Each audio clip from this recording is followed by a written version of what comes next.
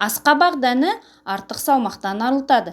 Кез келген дән, әсіресе асқабақ дәні өсімдік ақуызы мен жасұнаққа бай. Бұл заттар өз кезегінде ағзадағы майды ертіп, артық салмақтан арылтады. Диетологтар қарныңыздың ашқанын сезе бастасаңыз, асқабақ дәнін жеуге әдеттеңіз дейді. Оның құрамындағы пайдалы заттар ішектің жұмысын жақсартып, зат алмасуды реттейді. Және асқабақ көңіл күйді көтереді. Асқабақ дәнін жесеңіз, ағзадағы серотонин атты қуаныш гормоны бөлінеді. Және құрамындағы триптофан амин қышқылы сізге сергектік сыйлайды. Жүйкені жақсартып, миды тыныштандырады.